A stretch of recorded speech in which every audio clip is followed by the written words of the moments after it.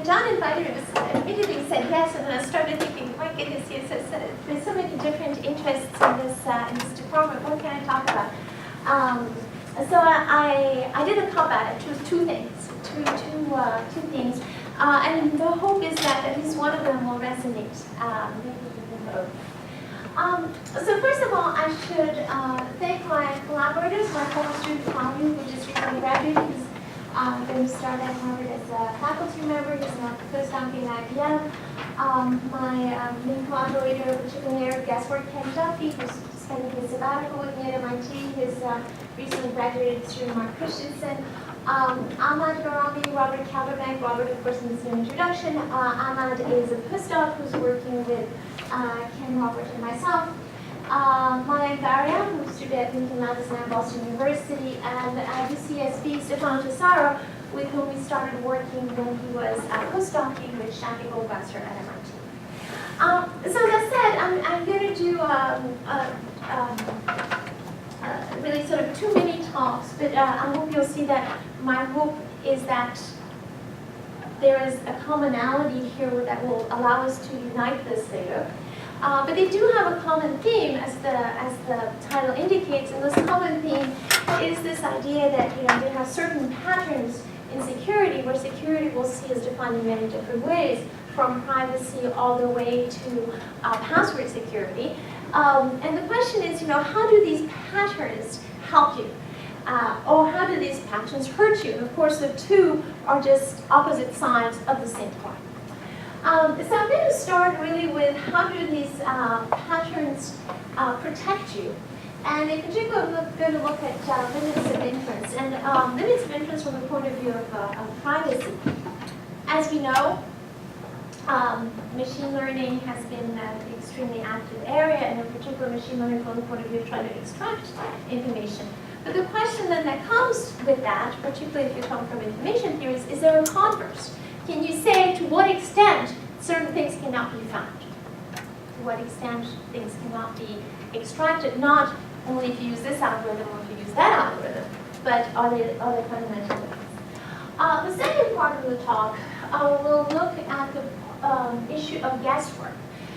Guesswork is something that was started by Massey, Arakan, and actually very much came from the coding community. This is something that people were looking at when they were trying to look at convolutional coders. And it turns out that it represents very well the attack that you make on a system when you're trying to guess a password. And we'll see that there's some very interesting developments there. In both cases, you're looking at patterns, deviations from the usual ID assumption, and seeing to what extent these deviations have an effect from the point of view of different aspects of security.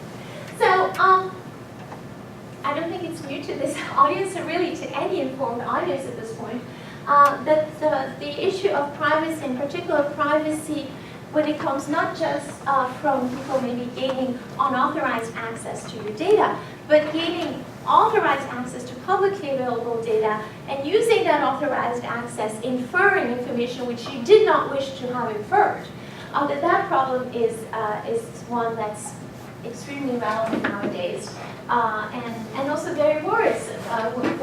Many of you have heard of this case with Target, where Target started sending coupons for baby formula and such to a family. The father of the family complained, why are you sending this to my teenage daughter? And it turns out that Target knew ahead of the family that the daughter was pregnant because of the searches she had been doing. So that's a sort of uncomfortable, chilling news that you get.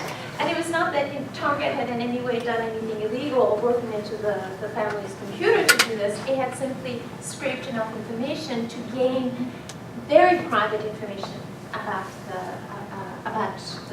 family. So this is something that President Obama last year also highlighted in his State of the Union address. And of course, they were going back to protecting children's information, which is the little example that I gave you. But in general, we want to have personalized information, but we don't want to have that personalized information in a way which is revealing things that we didn't think we have revealed, and which was certainly not our intent to reveal. So what we're going to look at here is not just revealing what information I reveal about myself, but possibly what functions, what information that's not out there, but that I don't want you to find out is also being revealed. Okay, so in the simplest version of this, I have an x, which is a hidden variable. That's all my information. There's an observed variable out there, y, which is the public information. And there's an estimate of x that comes from y. So we're looking here at this notation really shows that there's a Markov relation. X hat depends on x only through y. Whatever target found out about me could only find out through the public information. So we said, okay, that's fine. Well, let me make a couple of simplifying assumptions for the time being. Let me assume everybody has a finite support, just because otherwise it gets icky. You can do it, but it just gets icky. So for the time being, let's assume that finite support. And let me assume the very, very simplest thing right now, which is that if x hat does not reconstruct x exactly, I just call it an error. Okay, so for the time being, I don't have a notion of distortion or a notion that, well, they didn't quite get the same thing, but it was close enough. I'm not looking at that. So it's very, very simple setup, the simplest setup to get going. And the main thing to think about it right now is that I don't really know what the data out there about it is. I mean, I have some idea, but I don't really know. If I knew exactly everything that's out there about me, then maybe I would even be more worried or less worried. So the main issue is that people don't really know what's out there about them. They have some idea of how it's related to their private information, but they don't know that exactly. So you don't have enough data. You may be able to say something about the measure of correlation, but you don't have enough data. And actually, this gets back to the discussion we were having at breakfast. And the question is, if I don't quite know what people know about me, can I still say something about what they can estimate of me? In a nutshell, even in this extremely simplified model, that is what people are worried about when you think about privacy and data extraction from public databases. So this joint probability of P of Y is unknown. But let's assume that at least I know probabilistically something about my data. Again, I don't even quite know my data, but at least I should know something about its probability. Because otherwise I really know very little. Eventually I know so little that I'm not even worried about my privacy. And what I'm going to look at is I'm going to look at a measure of information. The reason I'm using this calligraphic I, which I'm going to call cal I, like I was writing in LaTeX, the reason I'm going to use this LaTeX cal I is because I'm going to use measures of information, but it's not going to be necessarily mutual information. Mutual information, of course, is a measure of information. But I'm going to use a more general set of measures of information. And we'll see that really there are two things that we're keeping from as an information measure. One is the data processing inequality, which we'll go over. And the second one is the right convexity. That's it. I'm just reducing it to that. Okay? Which, of course, mutual information has, but then the other measures of information. So this is not necessarily mutual information that I'm looking at here. And my goal is I want to say that my probability of error is lower bounded by something which depends on how weak this measure of information is. I want that to be little information. And it depends, of course, on the original distribution of the data. So what I want is a lower bound. I want a converse. I want something like what Fano gave us. That's really what I'm looking for. Not if this algorithm is used, then that, but really a fundamental bound. This is all for single observer. In this case, it is a single observer, yes, absolutely, yeah. And we can talk a little bit, I'll talk just orally about some of the extensions, but that's very good. Okay. On the basis of what is the estimate computed? So you'll see in a bit, it's going to be computed on the basis of y. It's always computed on the basis of y. What you only know what You only know y, yes. So the attacker only knows y. He doesn't know x. and only the distribution of it. Pardon? So yeah, so he knows, that's right, he doesn't know x, he knows the distribution, and you'll see that all we're limiting ourselves is to certain knowledge of P of x, y, the joint distribution, even though nobody knows the joint distribution, neither the attacker nor the owner of x.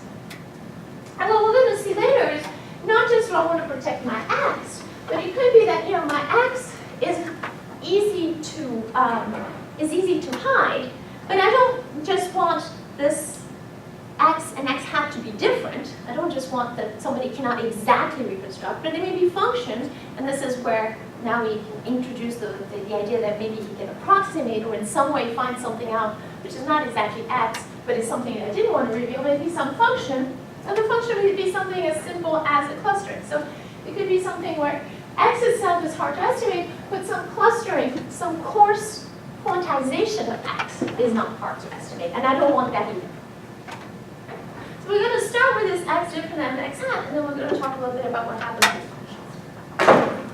And this gets a bit to your question, because then you're looking at not just estimating x, but estimating f of x. So in that case, I'm not just interested in reconstructing x, I'm interested in the reconstruction of a function of x, and it's not something as simple as saying, I just put x hat inside the function, because of course that's true. Right? It has to be something much more sophisticated than just trying to reconstruct. So this notation, again, I'm using sort of the standard information theoretic notation, where this means that that this is how the Markov relation holds among these random variables. One of the other examples here is in security, and I'll give a couple of references back to cryptography here. It was really actually Shafi Goldwasser who encouraged us to look at this issue of a function.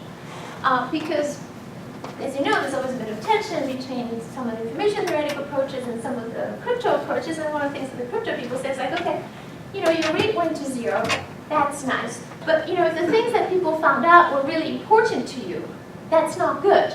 What do I care that they don't know that much overall about you if they found out even a few bits, which were the bits that you were worried about?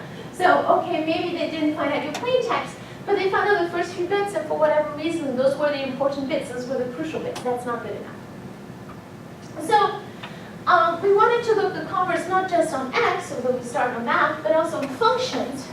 And these issues are not right now mathematically, but certainly philosophically very closely related to semantic security, which was really pioneered by Goldwasser and inequality in the 80s. Okay, so let's start back from the original setup where I have x, and y is what's revealed to the world, and the x hat is the estimate that the attacker is making. Okay, so y is whatever information leakage there is. It could be ciphertext, it could be everything, and x hat is the adversary's guess.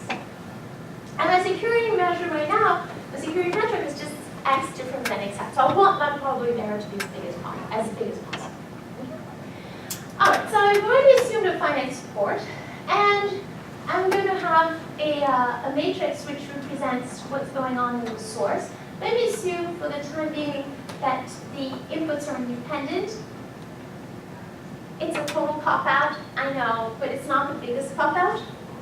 In the sense that we will also see that that there's certain things you could do certain things with simple dependencies like Markov dependencies. Okay, so I have an input distribution which I'm assuming right now not to be uniform but to be independent. I have a transition probability matrix, but I don't know what it is. And of course there is a transition probability matrix from x hat to y, but we don't know what that is because we don't know what this is. Okay? So the question is, what can I say about this? Well, if I look at just the probability of error, it's 1 minus this trace. Because I'm not telling you I need to trace this because I have the input, and first you remember this is a Markov relation from one random variable to another, so x goes to y goes to x hat. That's all I'm saying. It's nothing tricky.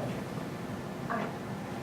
So the question is, how can I decompose this joint distribution and say something? Well, one of the things I can do always, and of course what people do when they're using this in machine learning in the forward direction to try to establish something about x, when they're trying to estimate x hat. So let's go now. Let's put ourselves in the shoes of the of the attacker is they use decomposition. So usually what do? They look at principal inertia components. So this has been around since the 40s, and what this is, now I could always have taken this matrix and decomposed it into a triplet. Okay, into a triplet where the center sigma matrix is formed. The first one is of course always 1 because these are also matrices, and then I have this square root of these lambdas, and this is basically just relying on x, y, and p of x, y, and this matrix here is actually giving me the principal inertia. That's it. So you've seen this. Maybe you've seen it more from a physical perspective. I mean, it isn't, these are the inertia components if you were thinking this physically. And the idea is, if you think of some funny shape, I may not know exactly all the edges of the shape, but I can tell you something about its principal inertia component. Right? Even though I don't know the exact rugosity of the edge of that shape, I can tell you something about these components. Right? I can tell you things kind of going to rotate this way. It's not that you changed a little bit on the surface and it would do something completely different. Sometimes it would, generally it would. So at this point, all we're doing is just putting it into this principal inertia setting, and these principal inertias are what's given by this matrix, by this stack. All right. So, I mean, just to give some background, there's a ton of work on this. I mentioned, of course, it started in 30s and 40s, but people have looked at maximum correlation. We've actually been doing separately a lot of work on maximum correlation, looking at it as a measure of information. Greenacre in the 80s, really with correspondence analysis, I mean, you can have different opinions, but to a large extent, sort of brought this into the mathematical machine learning domain. This is sort of the basis of all the machine learning schemes that rely on principal inertia component. People have looked at it very much in the information theoretic domain, going all the way back to Gaxon, Kerner, and Weiner, but also recently, over the last 10 years or so, we look at correlation distillation, and of course, very recently, hypercontractivity, data processing inequality, including, of course, some of the work of one of the audience, as I know. Okay, so there's a huge amount of work in this area, looking at this from many different areas. Really sort of starting in statistics, and then migrating into different areas in information theory, and also becoming one of, in effect, the workhorses. I mean, if I try to put all the references here, it would go on for pages. One of the workhorses of what we consider mathematical machine learning. Okay, so let me look at these principal inertias. So assume that I have three random variables that are connected one to the other in this Markov fashion. Again, for simplicity, I'm assuming finite support because it makes my life easier. And let me look at the principal inertias of the joint distribution of x and y, and the joint distribution of x bar and y. What I can say is that the principal inertia components are ordered in that way. So basically what I have is that a natural level of indirection is reducing my principal inertia. That's what I can say. So this was shown by Chenur here in Cannes, and a real form of this result had been proven back in 70.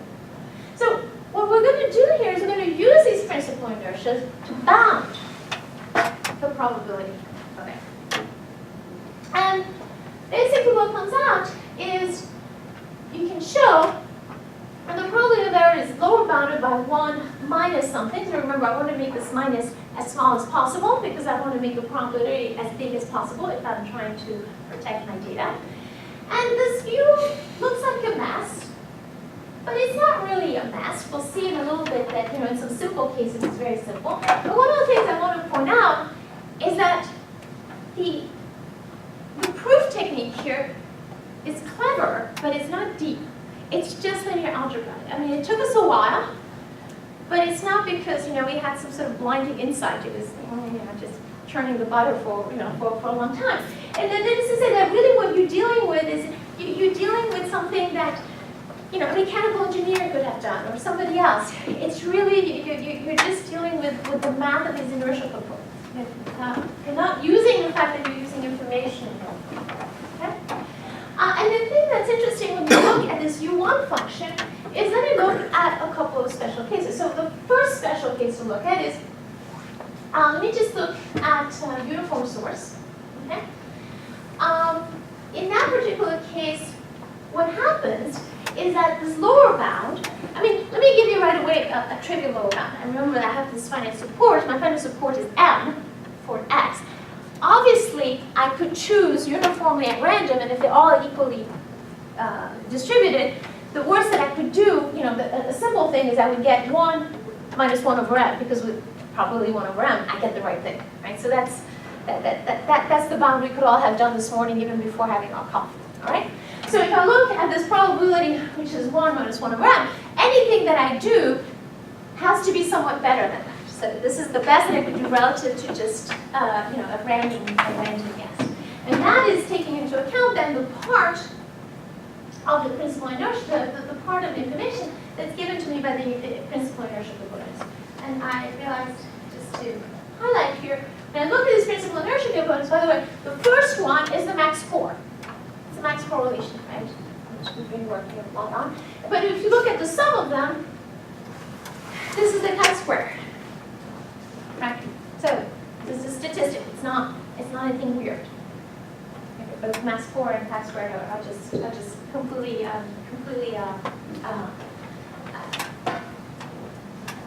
run of the statistics. Okay.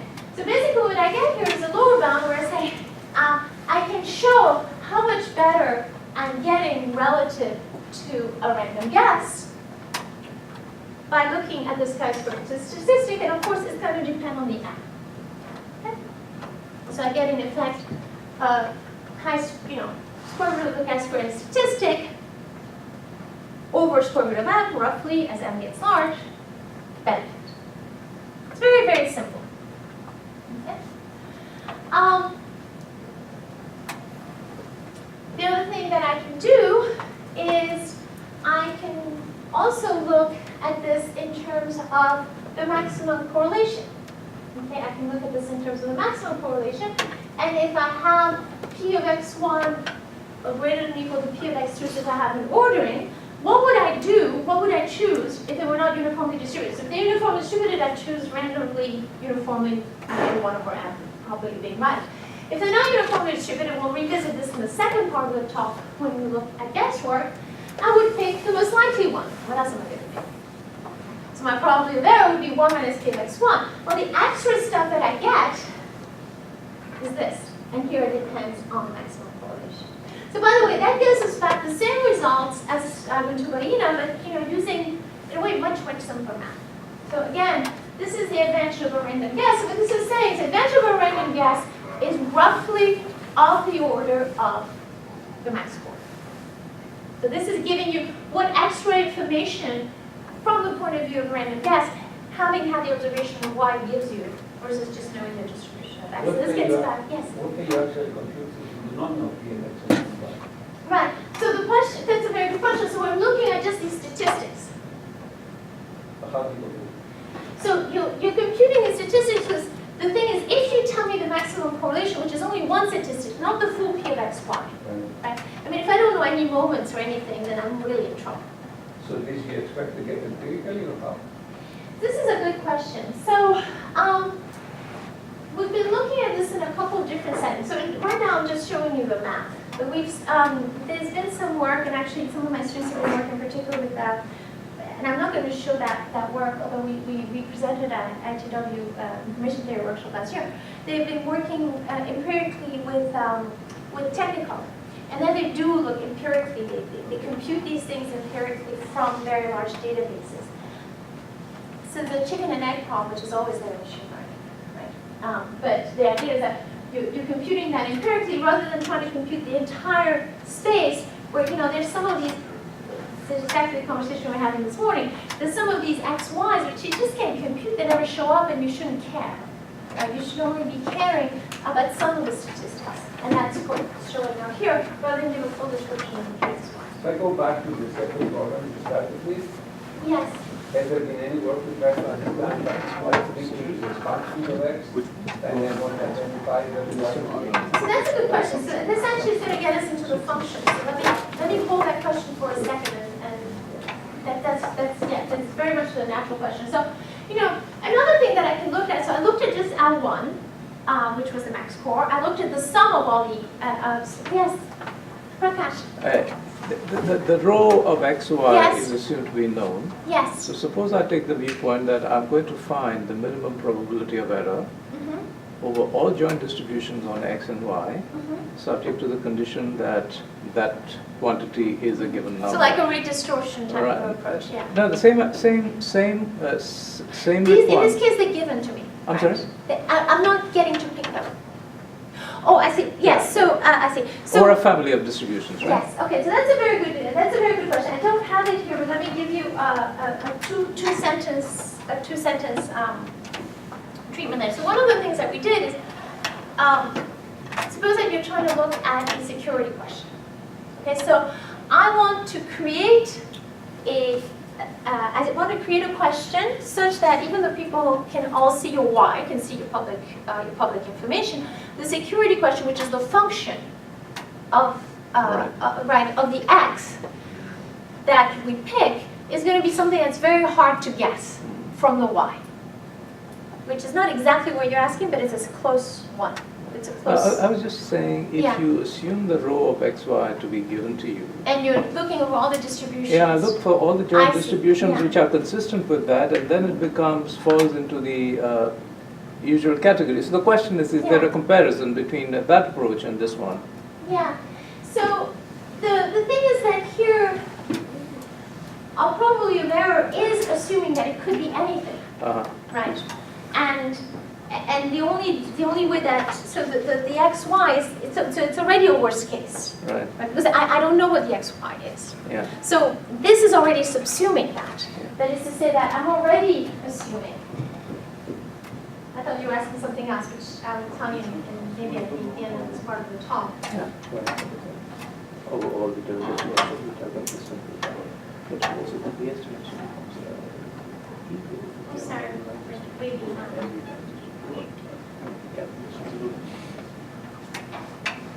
So I'm already not. So the xy is only showing up through this. Right. So this is already over all xy's.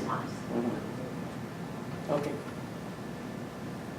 Because that's the only way in which the probability of xy is intervening. Does that make sense? Yeah, I think so. We'll talk later. Okay, but I'm already assuming I'm not. I mean, I have to find support, otherwise weird things happen, and you have to be very careful. I'm not sure of myself, so we Okay, but all I'm saying is that there's another question, but I'll get back to it later, which I thought you were asking. Okay. I think what you asked. This is already over all xy, so it's already the pessimum is already in there. Okay. It's already included.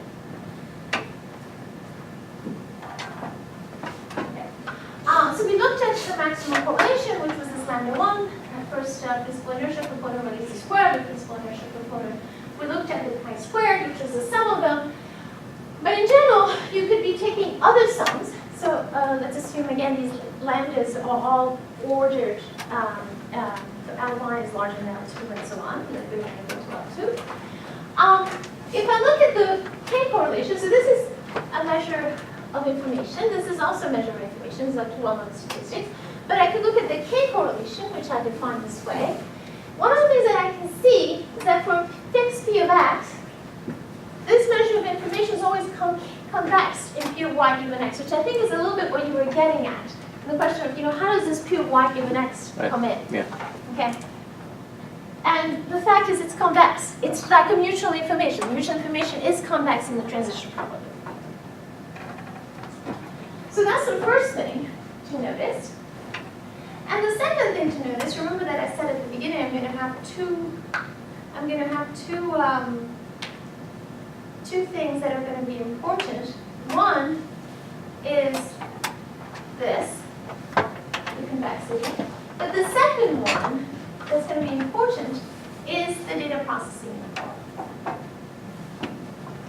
Okay? And the next thing that basically I'm going to say is this satisfies the data processing inequality, which we saw before in the previous theorem. Okay?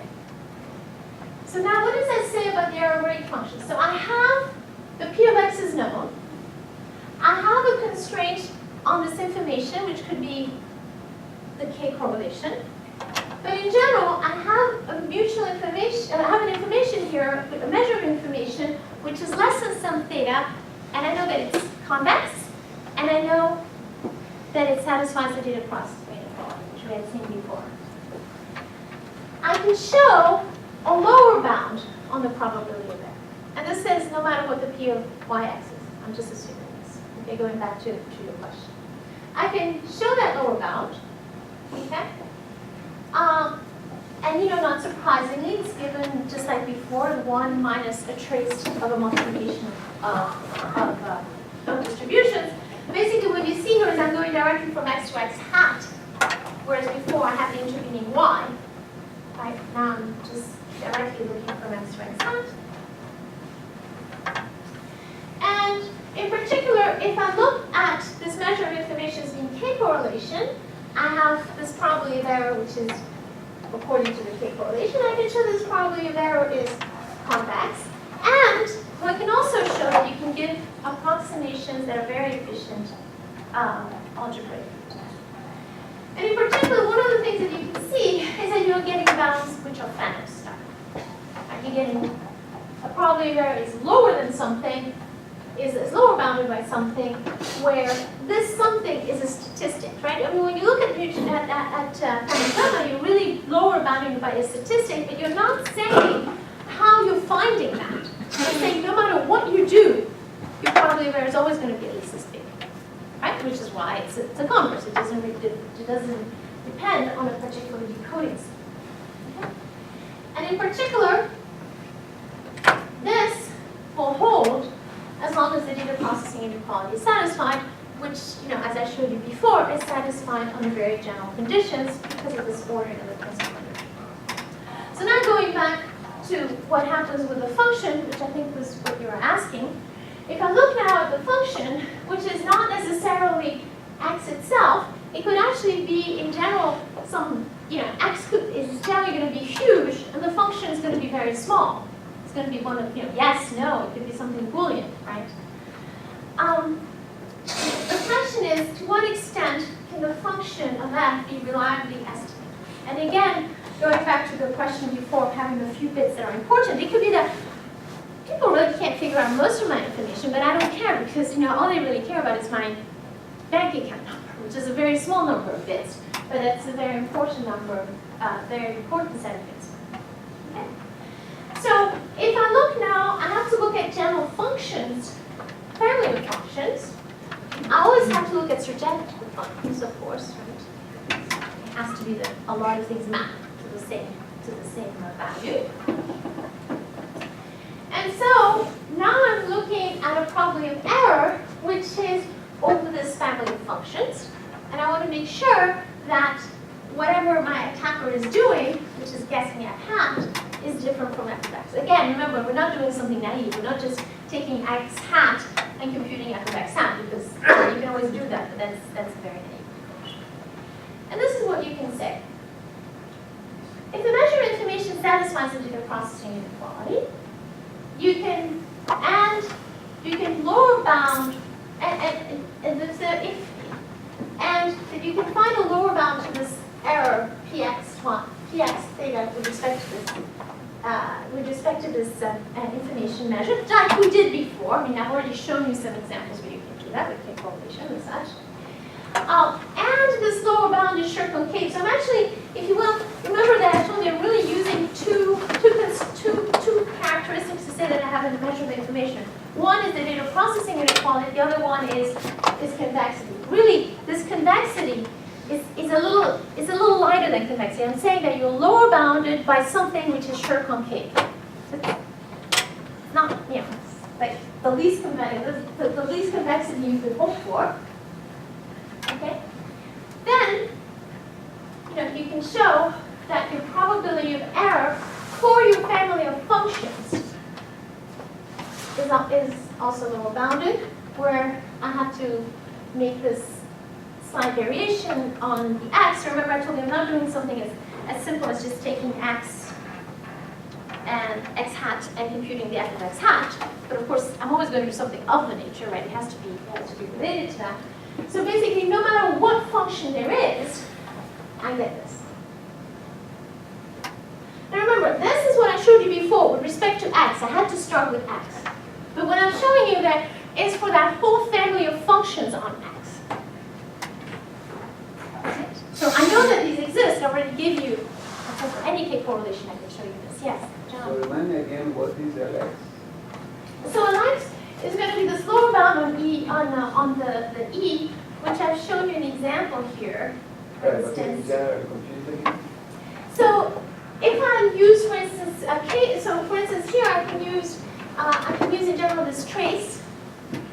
Okay, I've shown you some other examples here. Basically for K correlation, for this measured information being K correlation, this is one way of computing it. And for this particular case, I can approximate it efficiently. Right? In general, it might be difficult to compute like anything else. So for this attack on this problem to be useful, from my perspective, you have to show that in real situation of data you can compute the bounds. Otherwise, Yes, oh absolutely, yes. And you're right, I should have shown you some of the real examples. We have some follow-on work, particularly actually looking at the thing that I started telling Prakash about, right. where what we're doing is we're looking at what is the hardest, how do I create hard security questions? So how do I create a function of x, which is difficult to compute from the y that's available, given that I don't know exactly how the x and the y are related. Right. Right. And it turns out there, that interestingly enough, if you look then at what is the important statistic,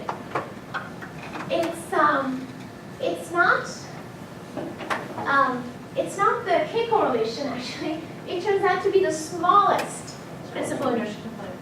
It's basically that is your biggest worry is the smallest inertia component. So you have them bounding everything relative to the last inertia component, as opposed to the max core, which is the largest, or the sum, or the partial sum, which is the K correlation.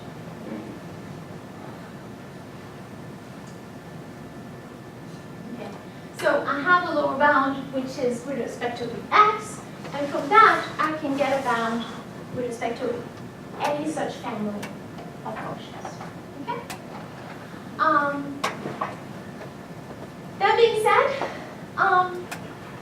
there's an assumption the Shurkin cavity of the error rate function remains open. In some cases you can show it, but the general case is different. Okay. You have some cases where you can show it. Again, we went back to some results from Australia all the way back in the early 90s.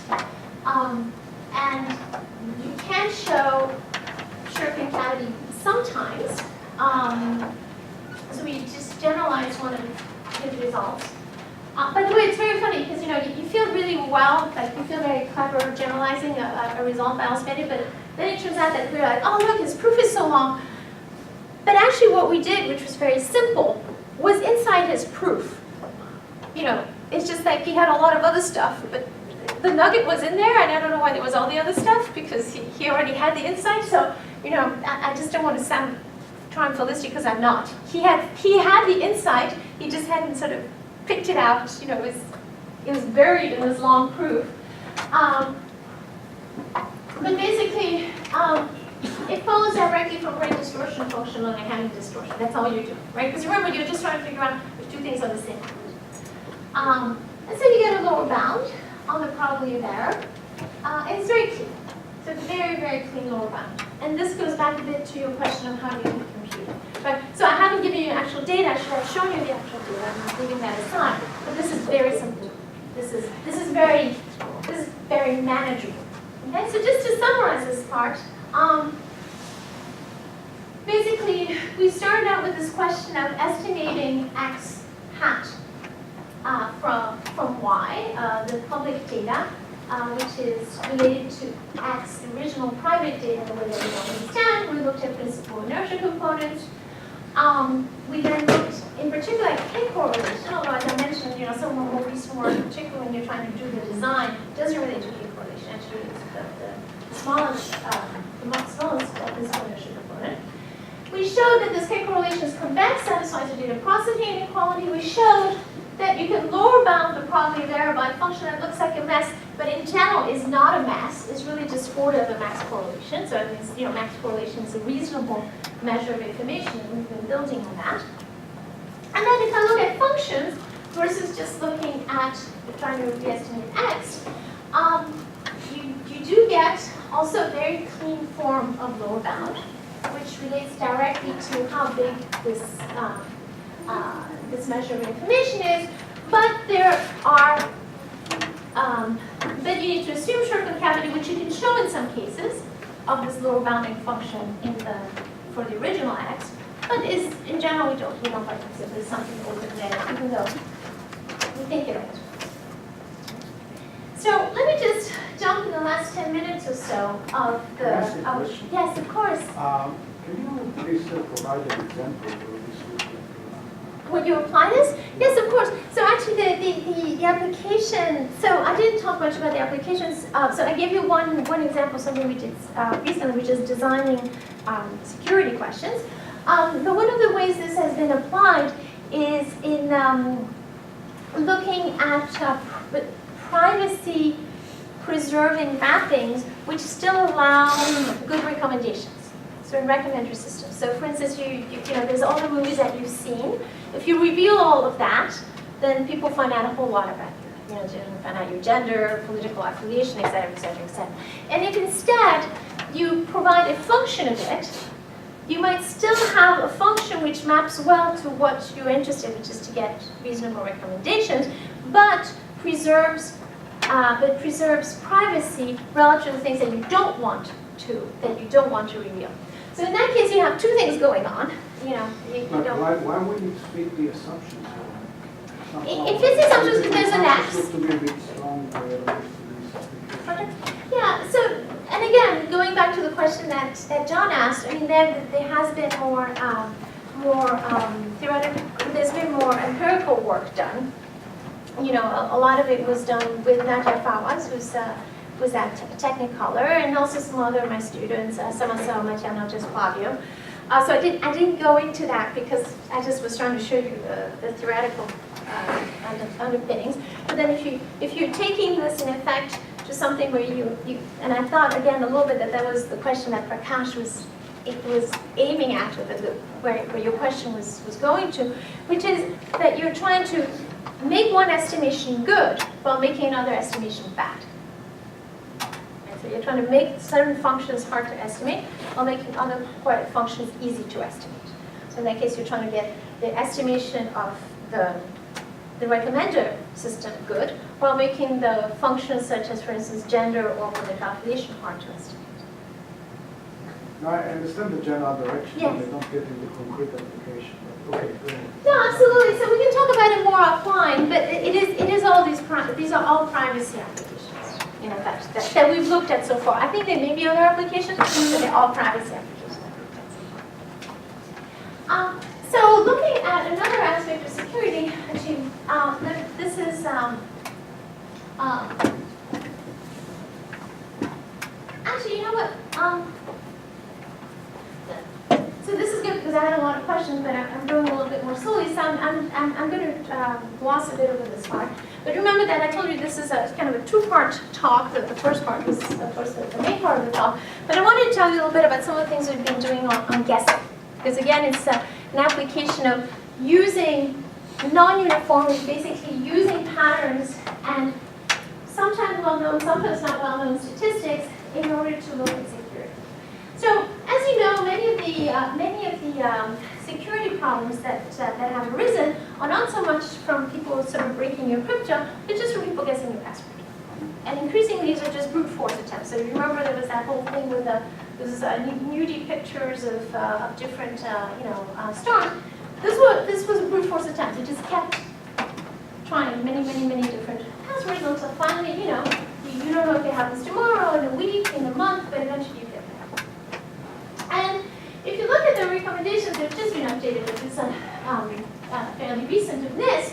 What you see is that they give you different methods, and they give you the number of bits for security, right? So you go there and you say, okay, how big should my key be? And you can see that some of these predictions actually take you into keys all the way to like, 2030, 2020. So, a ways from now. And you say, okay, this is the number of bits I need.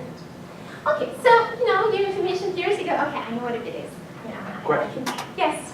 So the idea here is sort of a single level password system as opposed to a multi-level system? Yes, and actually, wait for a second, we're going to go into multiple passwords, but yes, this is a single level. But I'm not going to go into multi-level password, I'm going to look into a cloud system, going back to the example I gave, where I have several possible servers that I could change. But this is a single level, absolutely, yes. Okay, so you look at these recommendations and you go, okay, I know what a bit is, and you go, for sure I know what entropy is, right? And this is I don't know if you guys look at this XKCD cartoon. But here's what's very good thing where it uses the word entropy. So here's a typical complicated password. They tell you need to have at least something that's not a number and something that's not you need at least one capital letter, whatever it is. And you come up with that thing and you're always forgetting it, which means that then you have to have some security question, which is something really lame, and like your birthday, and that's how people bring it to you. Whereas, if you instead look at something which is 4 random words, which is longer than that, but the word, each of these doesn't look like super hard to guess. Not only is it easier to remember, but of course, this has the entropy of this is much higher. Which then means, what entropy are you talking about? What bit? Okay? And in particular, what are passwords really like? And if you look at, what people have done breaking into passwords, so whether people break into passwords by using computer-assisted breaking, which there are plenty of programs for that. And in particular, people have looked at password statistics because of leaked. I mean, there was a big peak. There was the big Adobe password leaking scandal. So that's just this data comes from there. But you can see the number of users that use 1, 2, 3, 4, 5, 6 and use as their security question 1 to 6 in numerical form. That's pretty high. It's pretty high. You also have 1, 2, 3, 4, 5, 6, 8, 9, and then you could have that without the 0, and et cetera, et cetera. So you can see that, and of course this was a very bad leak. Here is actually something from the Adobe leak. We have hidden these that you can recognize by secretaries now there at the bottom. And the way they did it is they kept the hash of the password, all of them together, kept the hash. And of course what they did in this case is that the hashes, even if I had a password with maybe, which was a reasonable question, but the security question was kept in the clear. Somebody with a silly security question could reveal my password even though my password was maybe not badly chosen and even my security question was in retarded. So for instance there, office phone, well you can look at the person's email and you can look at the office phone on MIT databases, even though, and for instance here is somebody, we don't know what their password is because it's a hash, but you can find that there were 6,597 other users that use the same one. And, okay, Tasha, I don't know what that is. It's not obvious that it's a rabbit. But bunny, and I found, that's getting me somewhere.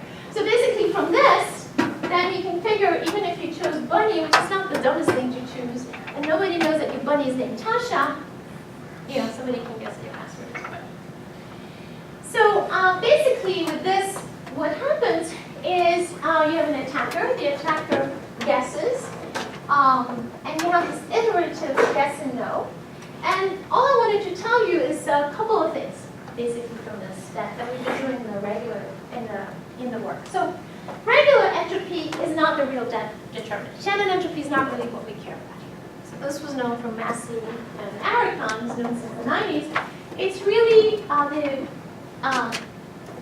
Rate entropy of order 1/2.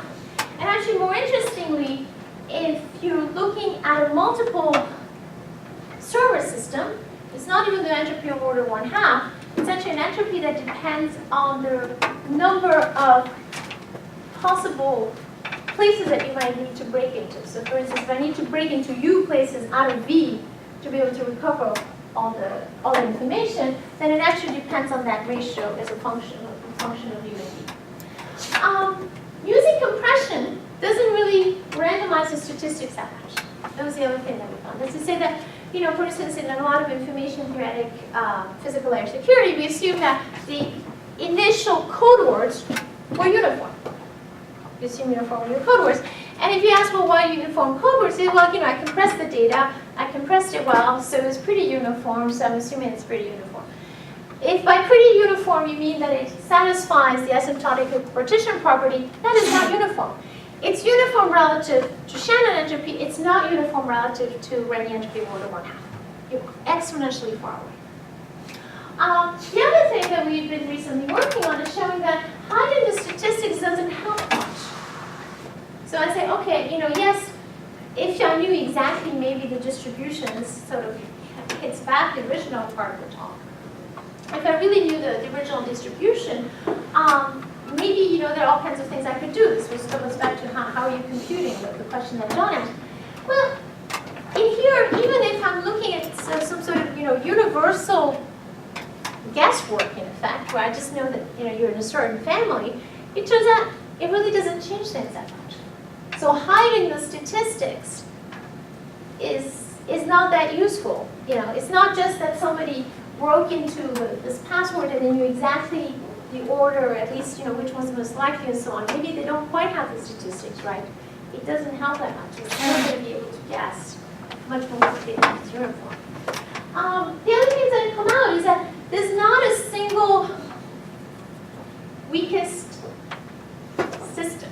So if I'm worried about somebody guessing the password, say, to any one of my accounts, it's not that it's one account that's the culprit, it's the weakest one.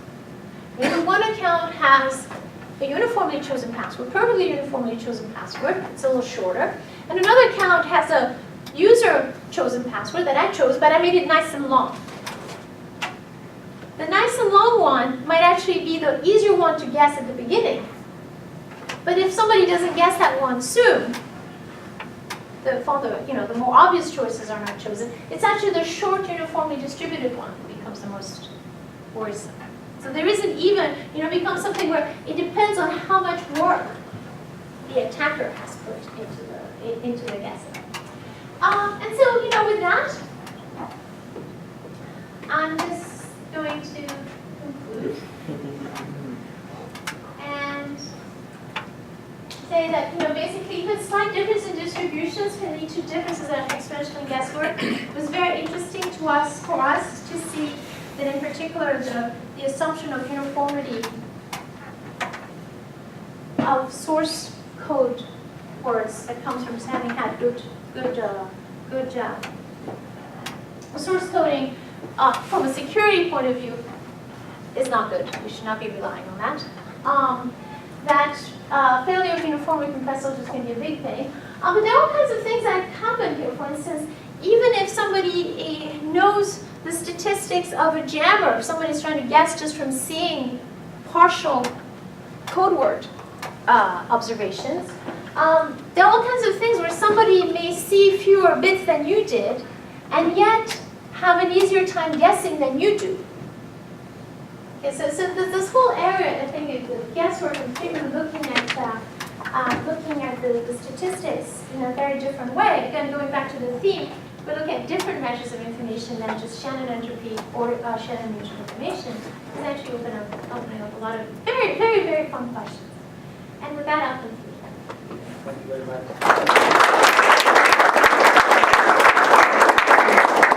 Some time for questions. Doing an assumption of true concavity, how necessary is it? Is it very close to necessary also for the non-convergent? So we don't know how to do it without it. How's that? So it's maybe just, so it's an if then, it's not an only if. You can imagine, I mean, basically what we're saying is you need to have a reasonable measure of information. And what we're saying is it boils down to two things. You need the right convexity, right? Because the concavity of that lower boundary comes from the convexity of the measure of information in the transition probabilities. And you need to have the data processing equality. You're sort of just getting down to just that. Without the data processing equality, obviously, you're dead here, right? I mean, it doesn't mean anything. I think it's really necessary, but I don't have a proof. So, and we have some cases where we can show that you have that measure. But that's a very weak constraint. But it's a constraint that we think holds more generally than the generalization of Oscar that we're able to show, but maybe it doesn't. You have a question? Yes, Prakash. I'm just looking at the last line and trying to see what that is. Yeah. When you say use out of V strings, are the V strings generated by different distributions or the same one that generates U? How? Yeah. So The last one is the second the category. quantified asymptotic of getting U out of these secret strings. So this gets back to the question that was asked about, how many passwords you're looking at. So suppose that I hide. So again, going back to this attack where people were storing things in the cloud. What was happening is there wasn't a single place I was storing. Right. So I may need to just guess one out of V. Right. Or I may need, because maybe the things were coded, and this would have been related actually to coded storage, it may be that you need to guess 2 out of V, or 2 out of, I have it stored in 10 places, but I coded it, so I need to retrieve from at least 2 to be able to do it. So what's the underlying statistical model? The underlying statistical model is that they're independent, but they don't have the same distribution. Okay, that's good. Yeah. Okay. And again, I was being a little glib, but basically the idea is the following. So suppose I have an attacker, and he has several systems, and this few of them he needs to guess U of them, right? And actually, this has been accepted, so this is the one condition that's been accepted. So I have the password, bunny to get back to the example that I had before. It turns out that the random entropy that you need to guess U out of V password is V minus U plus 1 over V minus U plus 2. So when you have a single system, V and U are both 1, so it's order 1/2, which is what we knew from mass and error. The interesting thing now is what happens when V becomes very large. So suppose that my V is very large, right? This is going to 1. So now the intuition that we had of Shannon entropy, pardon, is back on, right? So you're getting back to Shannon entropy in the guesswork, but you're getting back to Shannon entropy when you have a lot of choices from where to come from, which is sort of an interesting going back around because of course, that wonderful one-page paper about Massey, which said, it's not the Shannon entropy. And here it's like, well, you're getting to the Shannon entropy, which is a limit, which is sort of an interesting thing. So that's what's coming out. But then, as I said, it's not a single password. So if you look at the rate function of the guessing, this is uniform ID, and this is ID but not uniform. You can see that this is the one that you're most likely to guess. And then at one point you haven't guessed, then the other one becomes more likely to guess. It sort of generalizes results for Arakan and Merham and so on. But there they had a slightly, they actually were looking at the convex hull of this. So you didn't see this kink. So you don't see that kink which says, I'm worried about system 1, and then all of a sudden I'm not worried about system 1 anymore. My weakest one is system 2, which means there isn't a single weak system. It depends how long the attacker has spent guessing. Any other questions? Thanks. So I have 2 questions. One goes back to the question that Prakash asked. Yes. So is there a game theoretic semantic here where I pick PXY and then you minimize, and the winning strategy is where you can get a lower bound. So I can keep playing that game until I find the worst distribution that I can assume versus whatever I can get. Is there anything like that? So that's it, yeah. So, Well, so there should there's be an easy question, there's a hard question. some So the constraints easy because question- Say that again? I said there should be some underlying constraints, otherwise you like to make X independent of Y and then, I'm more interested in the logic of the game Yeah, behind it yeah. rather than the proper statistics. Yeah, Because I yeah. don't believe in statistics, at least because I don't think you can compute many of these things. That's, Okay. I say this up front. So in this case, the only way that, I'm not changing the x1, it's already in here. So this is already the precedent relative to this statistic. It's more than that. Because I'm trying to play a game where I assume partial information about the joint distribution, and then I minimize, and I keep playing the game until I get some reasonable trade-off. So in here, I'm not relying on the knowledge or lack of knowledge of the joint distribution by the attacker. So this is not assuming that the attacker only knows the row. Okay? So the attacker could know this pxy better than the row. How does he get it? I don't know how he got it, but the point is he can't do any better than this, no matter what he does. As long as he only observes the y. Okay.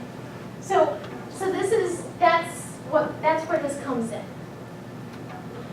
Now, so that's the simple question just for this. This is the narrow answer. So the narrow answer is easy. But I think what you're asking is also sort of a wider, more sophisticated question beyond this particular narrow Because I can example. play a game where I can ask a question, get an Yeah. answer, on the basis of that I ask a separate Yes, question. actually, that's and how this I get- is exactly, do you remember at the beginning of the talk I said the hope is to actually be able to join these two things. This is a one-shot thing. Right. Okay? This is a one-shot thing. And the reason I was trying to present these two things together, because remember the guessing, it's an iterative thing. I ask you, you tell me no, right? So in the guessing, I start out by asking P of x1, Right. right? And in here you're saying my guessing would be not just P of x1, but it would be P of x1 corrected by the observation of y. But this is a single shot. Okay?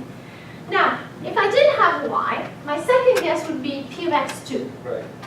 Right? This is a single shot, the other was multiple shot.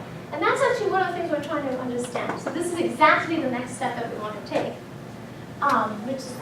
which is what happens when I have combined the first part of the talk, which is a single shot guess statistic, telling me how much I can find out, with the second part of the talk, which is a multi-shot guess, right? So for instance, one of the things that I can tell you would be reasonable is I'm first going, what am I doing? This is lambda 1, so this is the first principal inertial component. What would I do? Right? I would first guess along the principal inertial component, right? And, no duh. Right? That didn't work. What would I do? I would try lambda 2. I would guess along the second inertial component. What else would you do? But we don't know if that's the right thing to do. The Right? second question I have is with respect to the second part, because we have all the experts in the room, I'll ask you. Okay? So the trend in encryption and password is away from passwords, actually, exactly for the reasons you described. And if you know what people are doing today, if you go to the PC, right, so you pick up from your images some image, and then using your stylus, you pick up the face that you like. That generates a password. Please break that one. So how do we understand these ideas, which are string-based, with the ability of the users now, with the technology we have at hand, to create real-time passwords of this nature, which is very, very difficult, as people have proven, to break within finite time and resources? Is there any connection with that? Because they will generate a string, but it's very private. Can anybody analyze that? Because there's a lot of work in the practical side of computer security to create this kind of passwords. John, there's a large body of work there. Like whom? Starting with the work of Uli Maurer, Yes. this was the idea that this was in '92 that Not for this stuff. no, let me finish. Yeah. So the issue was that the legitimate parties have some privileged information. The legitimate parties have some privileged information in short bursts, right?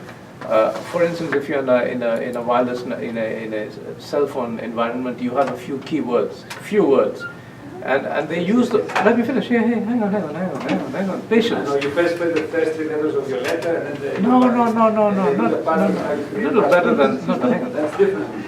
Patience. So then they exchange a few bits on the basis of which they refine a key. Okay? They use it and then they dump the key. Yeah. Now this initial privileged information could be anything, could be images as you said, Yes. or anything of the kind. So this is done over, let's say, 5 millisecond intervals and dumped.